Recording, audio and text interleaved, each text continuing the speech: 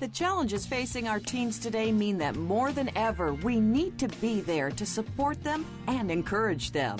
The DrStem Show is here to provide discussions about topics that will help promote healthy relationships, self-image, and success for teens, parents, and the community. Our young people can achieve more in life than they ever dreamed possible. The DrStem Show, hosted by Dr. Stem Malatini, will foster these discussions and encourage your participation. How to become an excellent student. And this time we're talking about being an excellent student in high school. High school, in my opinion, is probably one of the most difficult and challenging times in one's life. And it doesn't matter whether you are in Harare, in Zimbabwe, where I'm from, or you are here in the United States. It's one of those times where you're going to be going through some difficult moments, either with people or with teachers. So, how do you become an excellent student? You know what, if you've read any of my books, you know that at the beginning, I'm always acknowledging Salem High School. The reason why I love waking up every morning and why most students love waking up every morning is because of the teacher that we have on site today, Mr. Eric Farley. He's one of the staff members at Salem High School that I have seen who's dedicated and passionate about students making it from high school as excellent as they can be. So, welcome to the DrStem Show, and I want to welcome Mr. Farley to the show. Thank you, Dr. Maratini. It's a privilege and an honor to be here today.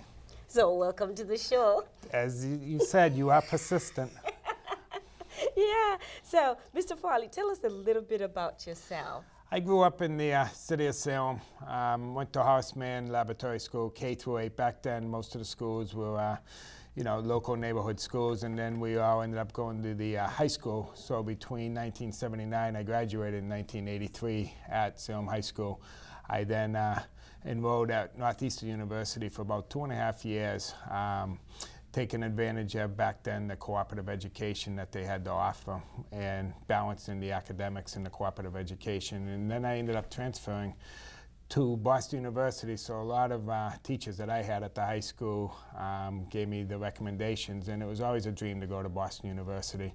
My father went there, so I was privileged enough to obviously graduate from Boston University College of Liberal Arts. Now they call it the College of Arts and Sciences. So I fulfilled one of my goals in life. What is it that you do at Salem High School? About 3 years ago, they put in a resource for the students. It's called the Academic Center. And what it is it involves students to have, again, another tool to their advantage. Yes. They enroll in the class, they receive a credit. It gives them a chance to balance. Nowadays, students are balancing all kinds of things in the air. So you have a ball over here, you have your family, you have your job, you have your athletics, you have your schoolwork. And sooner or later, one of those balls is going to fall to the floor. So with all these balls in the air, it gives me the, I can advocate for them with their teachers and basically give them the outlet that they need so they're not stressed all the time. And at the same time, it gives us a tool to work with because these students do want to succeed. The higher the GPA, the more options that you will get. I like that. Now, I have faced students, for those of you that are watching this and you probably watching it for the first time, the two faces that you definitely see at Salem High School, whether you're a parent or a student, are these two faces. I'm a therapist, private practice therapist that is there, so I provide counseling services, and Mr. Farley, as he says, he's in charge of the academic center. So the two of us work hand in hand so well that if he sees someone who's got, emotional problems or going through, tough times, he will refer to me whether I have that student as a patient or not, and I'll enroll them and work with that student and their family. So I love the work that, we work together, so well. No question. Yeah. And, so one of the things that I wanted to do is, the GPA, because some of the students don't understand what is a GPA when they come to high school. How can we explain to them what the GPA is going to be? The GPA is based on like an A would be like a 4.0, and then obviously a B is a 3.0. So every course that you take, they have a numeric value to it. And then you calculate it by the number of classes. So at this point, if you have a 2.5 or a 3.0, you're going to have more options than obviously a 1.6. So one of the things I stress to all students is to get involved, okay? Yes. Learn who your teachers are. You know, they're human. They're there to help you.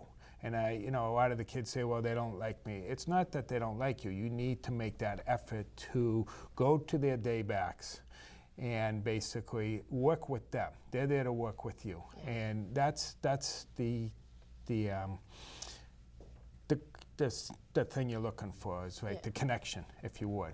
So daybacks, what are those? Like every teacher or every department is assigned a day back. So on Thursdays, the English teachers stay after school to help the students. And a lot of the students, you know, they'll go in there and they don't understand like a math problem or something. So take advantage of it, you know. Everybody is there to help the students. That's the biggest aspect, okay? We all want the students to succeed here in the city of Salem. And if you don't use the resources, then in 3-4 years, when you're sitting there going, I don't know what to do, I don't know where to go, I don't know where I'm gonna end up next year as a senior, well, you know, those options you should have been looking at back in your sophomore year. And that's the thing, is those teachers are gonna write the recommendations for you. They wrote them for me, they wrote them for my friends, and it's, you know, nowadays people call it networking, but that's what you need to do. You need to network what your interests, what you're good at, and then obviously, you know, go to college. And if you're not going to go to college, you're going to go to a trade school like Peterson's in Woburn, or go into the military, you still have those mentors that, you know, patted you on the back every day, and they're called teachers. Yeah. And for those students, and I know you agree with me, that have that attitude, and you decide to have an attitude with a teacher, exchange some words with them, it's always amazing to me that every year I have students that will go back and say, do you think that teacher will give me a recommendation? I'm like, didn't I tell you you're going to need them? and, you know, you come in your freshman year, you know, you're so used to the middle school, you know, your friends are there, and now everybody's taking a different path. Some kids take the honors classes, some students take the college prep classes. But for the most part, you know, for coming in freshman year, you're not aware. You're still immature. You have to basically realize, okay, I have 4 years to succeed. Yeah. I have to balance my academics. I have to balance my athletics. I have to balance my social. You know what I mean? And that's where some of the times that, you know, you meet new people. Okay, and that's the greatest thing is, you know, you never forget where you come from. Yeah. That was always what I tell the kids. You know, I'm part of the city, but I don't forget where I come from.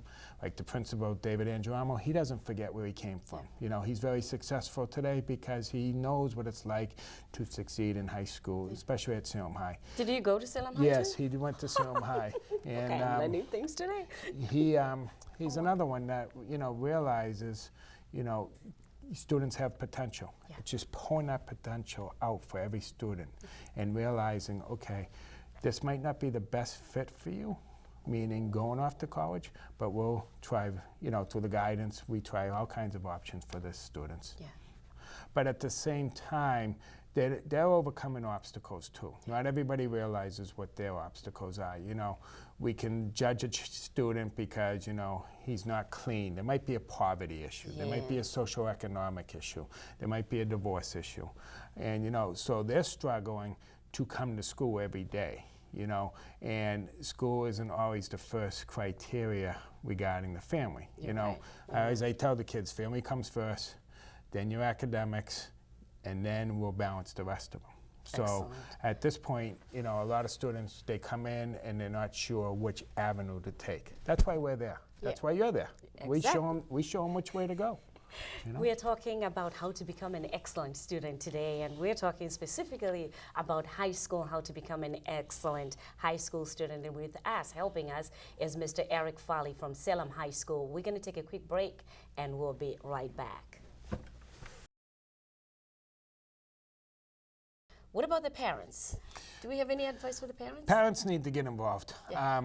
One of the things that even I'm guilty of at times is we spend a lot of time, obviously we want what's best for us children. Yeah. And, you know, parents spend a lot of time in the summertime.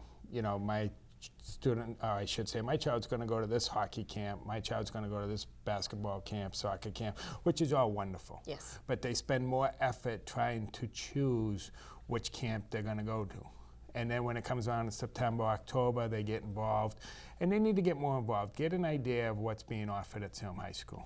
Get an idea now, as an incoming freshman and a sophomore, your first 2 years are critical, not only for your education and your GPA, but also get an idea of where your student wants to go or your child wants to go to college.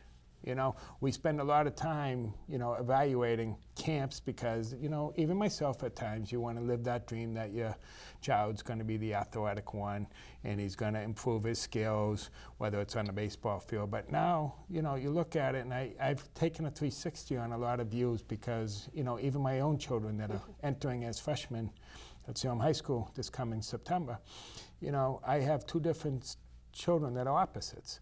So I have to look at them like, okay, I want to know in the next 2 or 3 years, you know, let's narrow down the focus. Let's narrow it down. Do you want to go to college? Which ones are interesting to you? You know, parents need to spend more time, I believe, you know, regarding the education. Okay, what's being offered? Who are your teachers? Communicate with your teachers. Okay, don't be afraid to communicate. There's always that thing. Don't over-communicate on everything, but keep, you know, get an idea of what's coming up. You know, is my child succeeding? Are they missing homework? Just a very quick email. Is my child succeeding in your class? Is he doing his homework? I'd like to keep on top of it. Thank you for your time. I appreciate your efforts. And the same with the guidance. Learn who your guidance people are. You don't need to learn who they are junior and senior year. They're not there to just make out a schedule and make sure, you know, the schedule works. They're there to guide you for a trade school, the military, the college, you know, aspect. So at this point, get to know who's involved in your children's lives. And, you know, you don't have to be, you know, the cliche is, you know, the helicopter parent that's always there, okay? Give them the space to grow, to mature, you know, and nowadays, you know, even as adults, you know, everybody's afraid of failure. We don't want to fail, okay? And at that point, you know, in order to fail, it also helps you grow. You know, you overcome obstacles within your own lives, and then you know, you look at those obstacles, and then you turn around and you say, okay, I have to redirect my thoughts, my positive attitude, and the same with the kids. You know, at this point, let them grow. Let them make mistakes. Let them own up to those mistakes. You know, if they get a 60 on a test, okay, maybe they didn't study for it. Go back and see the teacher. Go back and realize what you did wrong. You know, just don't say, oh, you know, the teacher doesn't like me, or, you know, I have no help, there's no support system. You want a support system? They got you. They have me. They have other avenues that they can do. And that's, I think parents realize nowadays, don't spend so much time scheduling your, you know, child for, you know, athletic camps, drama camps. Those are all good. Don't get me wrong. I am fully appreciated what I've done for my two boys over the years. But now, when they enter the high school, okay, they're going to be students first, athletics second. You know, and that's what it comes down to. And another thing that I want to emphasize, especially to parents out there, is you have to understand that whatever is going on in your life, in your home, is going to 100% affect how your child performs in school, how they behave in school. So most of the time, you wait until you get that phone call from a teacher who has no idea why there's a 360-degree turnaround from this student that used to be very, you know, cooperative. They used to listen and they used to do everything, and all of a sudden things change. They're angry, they're screaming at everyone, they're fighting with other students in the school. And the first place that we need to look at when you get that phone call or you hear those behavior problems, look around your own home. What is going on in that home? Because most of the time, I will say that there's something going on in your home that these children are reacting to. There's some change that is a major change that's happening in their life that we need to look at. Besides the teacher being the bad teacher or the school being a bad school, we literally have to, and you know, I mean, emphasize that you look at your home, because then, as you said, there are families that are going through divorces, they're going through challenging times. We understand that. But then the thing about it is we have to deal with this child who has no idea how to deal with mom getting arrested, with, us not having money for rent, and mom is venting on me to say, we don't even have money for this. What am I supposed to do? I'm 15 years old. So I think we need to put it back on the parents, and that's why the counseling is there. I'm one of the therapists. We can help you talk about that imbalance so that the child can be a child and you as a parent can do the parenting stuff and worry about the things that you're supposed to worry about. Nowadays, two parents are working. It's a working environment. Yes. It's not like it was when I was growing up or when you were growing up. It takes a village. You're right. It does take a village, the old cliche. But at the same time, both parents are working. Both parents are trying to put food on the table. And let's be realistic. It's a very more active lifestyle now. The old fast food places, people don't sit down and have dinners. And when I was growing up, my father used to always say, he never asked where I was going. He used to ask, who are you going with? Oh. And I never knew that. And I'd be like looking at him like, what do you mean? You want to know who I'm hanging around with? Even in my junior and senior years, just to go down, the old McDonald's on Canal Street, we used to walk down there from the house, and hang around. My father would always say, I don't care where you're going, just tell me who you're hanging around with. And now as an adult, I look back and I say, again, the peer pressure, the positive influences, and that's what you create in high school too. Those friends that I have in high school are my dear friends today. And now a lot of them have gone on their separate ways. But it's always that camaraderie. I can see somebody and say, we went to school together. But at the same time, a lot of people are ambitious nowadays, and those are the people that I socialize with. And that's what kids have to realize. Sometimes, just because they were your friends in middle school doesn't mean that that's your new friends in high school. So the parents, they can always be there for the child, but be there in a way that's positive. And even through the struggles and everything, get involved. Like I said, it doesn't take much. I'd like to know if my child is doing his homework. I appreciate a little feedback. Thank you. That's all. That's and what I like about Salem High is on your website, if you Google Salem High School, there's actually emails for all the teachers. So you'll be able to get the email for all the teachers and email them. Again, another tool that has been put in by the district, another resource. People can always concentrate on the negative. It's the positive. 78% of the students go to college 2 or 4 years. Well, the other 22 might be working. They might be in the military. They might be learning a trade as an apprentice. And those are the things you need to focus on. I'd love to do a study in about 10 years after high school, what you're doing. Not so much, we put everything in data sheets. Yes. And that, as an educator, at times, that's not where my passion is. It might take a student an extra couple of classes to get out of high school. Yes. It might take them, a year, which, back then, North Shore Community College, I had a girl stop me on the street 2 days ago, and I says to her, where you going? She says, I'm just going to North Shore. I'm finishing up my second year. I'm not sure what I'm going to do, but I've got, trying to get an associate's degree. And I'm looking at her like, so what's wrong with that? North Shore Community College, well, it's not a big school. Well, you know what? You're paying a little bit of money to get an associate's degree that you can transfer when you're ready to a 4-year college, save yourself some money because you've already completed some of the core requirements. So why is that, a downfall? Well, it's just North Shore. It's just Bunker Hill. Well, you know what? When you're ready, you might take those and move on. And that's what kids don't realize, and parents are always living the dream, including myself at times, But there are options. There's a lot of options. We are talking about succession in high school. We're going to take another quick break, and we'll be right back.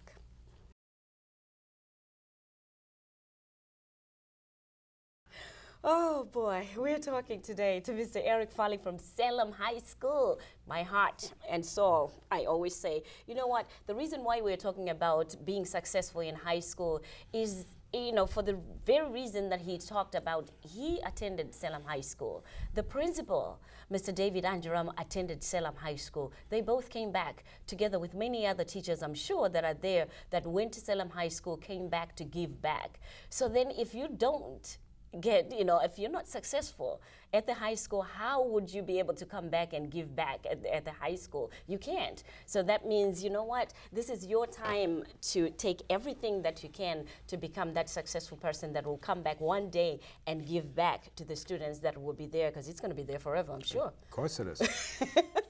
I'm sure. You were talking about getting into the 2-year college and then transferring to college. Right. When should one start, considering all that? Freshman, sophomore, junior? Freshman year, I think you need to get in, obviously get used to the Salem High School, the courses, the teachers. Put yourself in a positive role come September, okay? Get to know the flow of the school. What's being offered? What's available? Basically, what teams can you join? What clubs can you join? The music and drama is huge, and it's very successful at Salem High School, especially, under Cynthia Napakowski. She just does a terrific job, and those are the options that not all the middle schools offer, but when you come to the high school, now you're coming together as one. You're representing the community. Yes.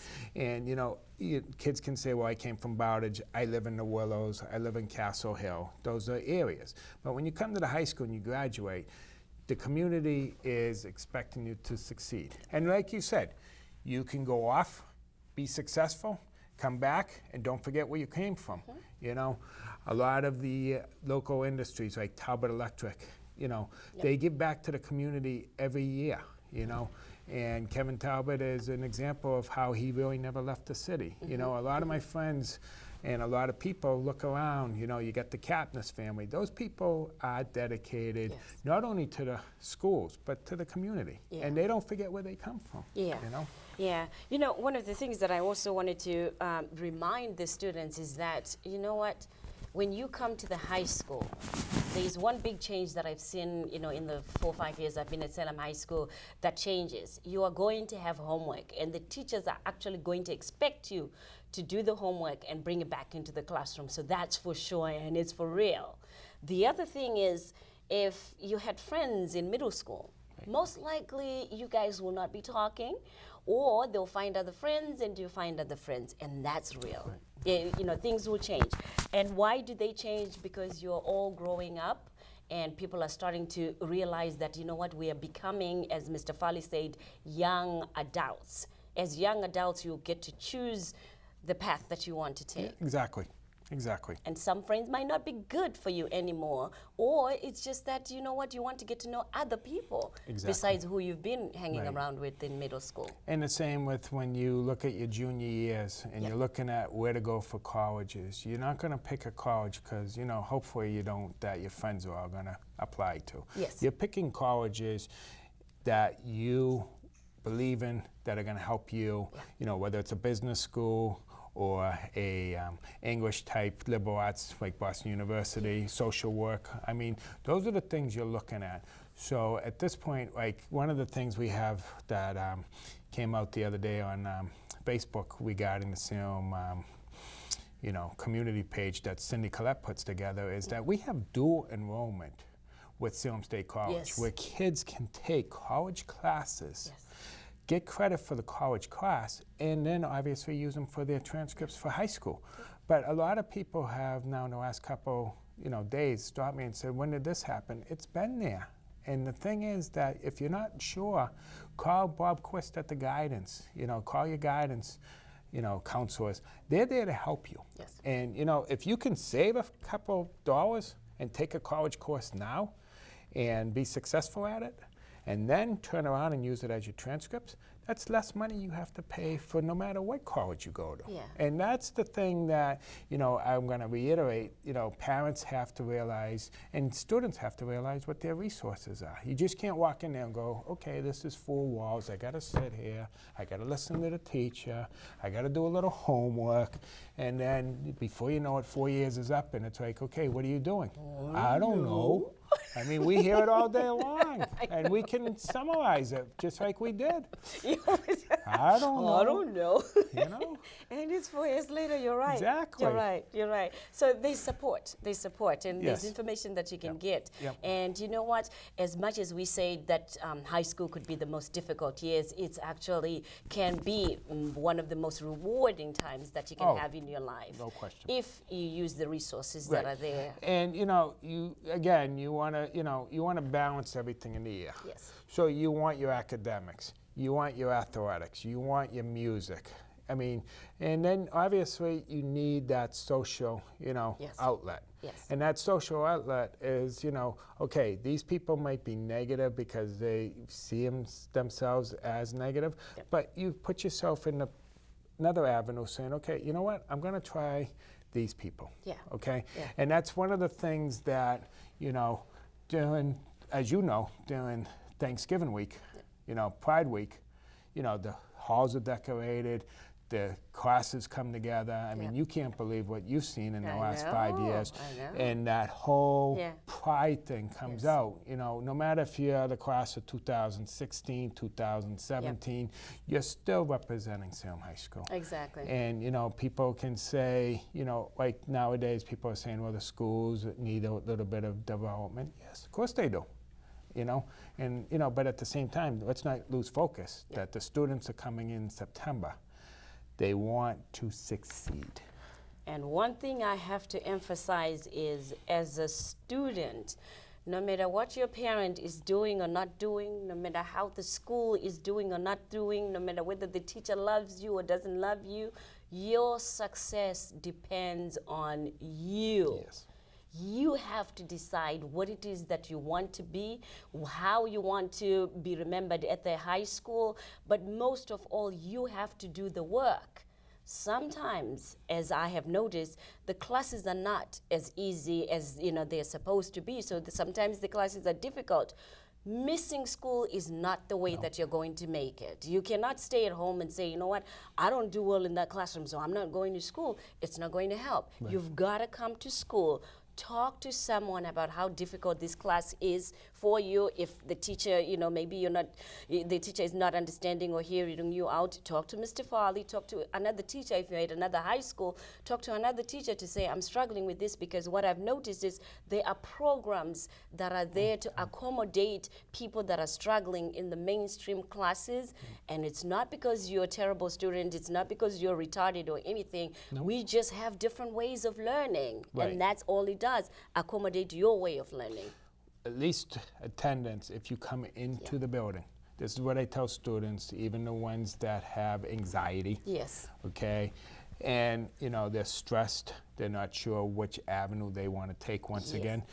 I tell them, once you get into the building, okay, like my academic center, we can put you in the academic center and basically get the work for you, but at the same time, get an understanding. Obviously, they could have counseling with you. Yes. They might need a little extra time, okay? And if you don't come into the building and talk to us, we have no idea. We can So what I tell students is come in, that's your first obstacle. Yes. Cross the threshold, come and talk to myself, other people that are there. It's not always about, us two. But there's many people, many staff and members, and people just have a heart of gold. Yes. And and that's true throughout all the schools here in the city. People put their time and effort. Yes. But you come in, and then we can maybe have to change your schedule a little bit. We might have to accommodate you to work because you're the provider of the family, which is huge.